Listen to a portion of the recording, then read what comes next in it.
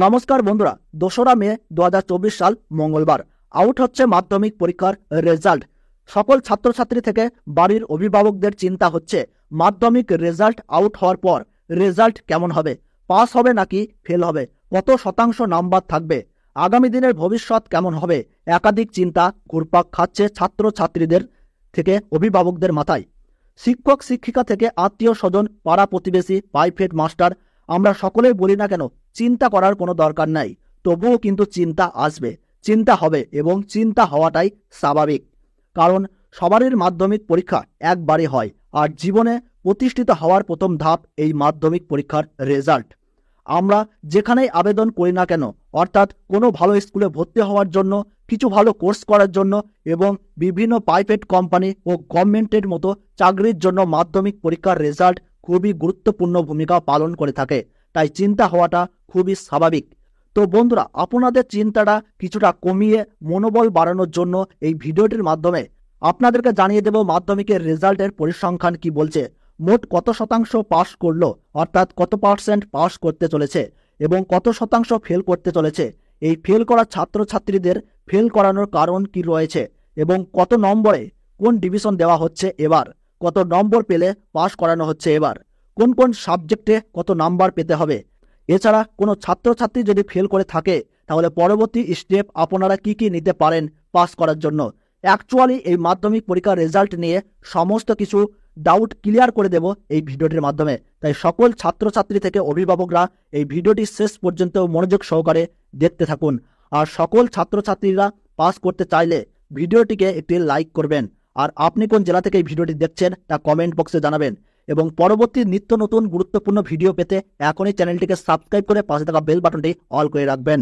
Result out হওয়ার পর কোনো ছাত্র অথবা কোনো ছাত্রী যদি মনে করে যে কোনো সাবজেক্টে নিজের প্রাপ্ত নম্বর কম রয়েছে, তাহলে আপনারা সরাসরি স্ক্রুটিনি করতে পারেন এবং কোনো ছাত্রছাত্রী যদি কোনো সাবজেক্টে ফেল করে থাকে তাহলে সেই ছাত্রছাত্রী খাতা রিভিউয়ের জন্য আবেদন করতে পারেন। মাধ্যমিক পরীক্ষার রেজাল্টের গ্রেডের নিয়ম হচ্ছে 700-র মধ্যে পরীক্ষা। তো কোনো ছাত্রছাত্রী যদি 700-র মধ্যে 60% অর্থাৎ 420 বা তার বেশি নম্বর পায় তাহলে সে ফার্স্ট ডিভিশন পেয়েছে বলে গণ্য করা হবে। যদি কোনো ছাত্রছাত্রীর 60% নাম্বার পেয়ে পাস করে তাহলে সে স্বামী বিবেকানন্দ স্কলারশিপের জন্য আবেদন করতে পারবে এবং তার জন্য 12,000 টাকা করে দেবে রাজ্য সরকার পড়াশোনা করার জন্য। 45% বা তার বেশি মানে 700-র মধ্যে 45% অর্থাৎ 315 থেকে 419 এর মধ্যে নম্বর কেউ যদি পেয়ে থাকে তাহলে কিন্তু সে সেকেন্ড ডিভিশনে পাস করেছে বলে গণ্য করা হবে। আর বাকি 175 থেকে 314 এর মধ্যে যদি কেউ পেয়ে থাকে তাহলে তাদেরকে থার্ড ডিভিশন বলে গণ্য করা হয়ে থাকে। তবে বন্ধুরা, কোনো ডিভিশনই কিন্তু খারাপ নয়। কেউ যদি কম নাম্বার পেয়ে পাস করে থাকে তাহলে হতাশার কিছু নাই, কারণ আপনি এই ভুল থেকে শিক্ষা নিয়ে পরবর্তী পরীক্ষার জন্য নিজেকে প্রস্তুত করে তুলুন। নিজের ভবিষ্যতের জন্য নিজেকে আস্তে আস্তে গড়ে তুলুন। নিজের মধ্যে যেটা পারদর্শী সেই বিষয়টাকে নিয়ে এগিয়ে চলুন, হাল ছাড়লে হবে না। নিজের যে বিষয়টার উপর প্রতিভা রয়েছে সেই বিষয়টা ডেভেলপ করার জন্য সর্বদা এগিয়ে চলুন। এবং লেটার মার্কসের জন্য 80 বা তার উপরে যদি কেউ নম্বর পেয়ে থাকে তাহলে সেই বিষয়ে লেটার মার্কস পেয়েছে বলে গণ্য করা হবে, অর্থাৎ 80 বা তার বেশি মানে লেটার মার্কস। এবং 5 নম্বর থাকছে প্রত্যেক বিষয়ে 25 করে, যেখানে স্কুল থেকে প্র্যাকটিক্যালের জন্য 10 নম্বর এবং নিজে খেটে লিখিতভাবে তুলতে হয় 15 নাম্বার। এই লিখিত পরীক্ষাতে 15 নাম্বার তুলতে কোনো ছাত্রছাত্রীদের 1, 2, 3, 4, 5, 6 অথবা 7 নম্বর পর্যন্ত শর্ট পড়ে এবং কোনো ছাত্রছাত্রী যদি এই বিষয়ে সর্বাধিক 5 নম্বর পর্যন্ত শর্ট পড়ে তাহলে তাকেও এই গ্রেস নাম্বার দিয়ে পাস করিয়ে দেওয়া হচ্ছে। পরবর্তীতে আপনাদেরকে জানিয়ে দেব 2024 সালের মোট পরীক্ষার্থীর পাস ও ফেল পার্সেন্টেজ। আমরা বিগত বছরগুলিতে দেখেছি যে মোটামুটি 80 থেকে 90% পাস করে থাকে মাধ্যমিক পরীক্ষায়। তবে ব্যতিক্রম করোনা ভাইরাসের সময় 100% স্টুডেন্টকেই পাস করানো হয়েছিল। বিশিষ্ট শিক্ষা মহলের দাবি অনুযায়ী এই বছর মোটামুটি 90%-এর উপরে বা তার আশেপাশে পাস করানোর সম্ভাবনা রয়েছে। এই বছর ছাত্রছাত্রীদের উপরে অতটা কঠোরভাবে খাতা দেখা হয়নি, অর্থাৎ শিক্ষা মহলের নির্দেশ অনুযায়ী এই বছর সকলকেই মোটামুটি ভালো নম্বর দেওয়া হয়েছে এবং যেসব ছাত্রছাত্রীকে ফেল করানো হয়েছে তাদের বা যেসব ছাত্রছাত্রীরা প্রাপ্ত নম্বর তুলতে অসফল হয়েছে তাদের মূলত কয়েকটি কারণ তুলে ধরা হলো। অনেকে রেজিস্ট্রেশন ও অ্যাডমিট নম্বর লিখে সাদা খাতা জমা দিয়ে চলে এসেছে এবং অনেকে ভুলভাল লিখে এসেছে। এছাড়াও যারা টুকলি করতে গিয়ে ধরা পড়েছে যাদের খাতার উপরে স্টেবল করে দেওয়া হয়েছে আর এ লিখে দেওয়া হয়েছে, অর্থাৎ রুলস এগেনস্ট, তাদেরকে ফেল করানো হয়েছে। প্রত্যেক বছরই এইভাবেই এইরকম ছাত্রছাত্রীদেরকে ফেল করানো হয়। একটি সাবজেক্টে কম নম্বর অথবা দুইটি সাবজেক্টে কম নম্বর কেউ পেয়ে থাকে, তাহলে তাদেরকেও কিন্তু পাস করিয়ে দেওয়া হচ্ছে।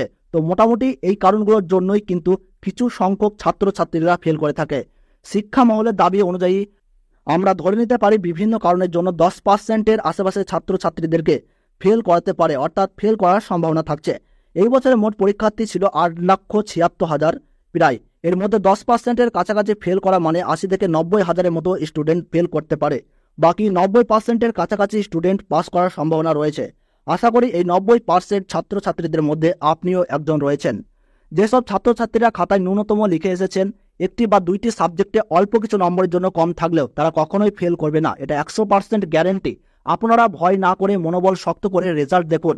এবছরের শিক্ষা দপ্তরের নির্দেশ অনুযায়ী রেকর্ড ছাত্রছাত্রীকে পাস করানো হচ্ছে। তাই যারা মাধ্যমিক পরীক্ষায় ন্যূনতম লিখে এসেছেন তারা কনফার্ম পাস করেছেনই। তবে পরীক্ষায় 100% ছাত্রছাত্রী কখনোই পাস করে না, পরীক্ষা থাকলেই পাস ফেল হবেই। শুধুমাত্র করোনার সময় 100% স্টুডেন্টকে পাস করানো হয়েছিল। তবে আপনি চিন্তা করবেন না, এই বছর যেসব স্টুডেন্ট সাদা খাতা জমা দিয়ে এসেছে, ভুলভাল লিখে এসেছে, অহেতুক কথাবার্তা লিখে এসেছে এবং টুকলি করতে গিয়ে ধরা পড়ে পরীক্ষার খাতায় আর এ করা হয়েছে, এইরকম অল্প সংখ্যক কিছু ছাত্রছাত্রীদেরকে ফেল করানো হয়ে থাকে। এইরকম কিছু অল্প সংখ্যক ছাত্রছাত্রীরা ফেল করে থাকে। এই ফেল প্রত্যেক বছরেই করে থাকে। তাই বন্ধুরা, আপনারা চিন্তা থেকে বিরত থাকার চেষ্টা করুন। আশা করি আপনার রেজাল্ট খুব ভালো হবে, আপনি পাস করবেন এবং ভবিষ্যতেও আপনি ভালো কিছু করতে পারবেন।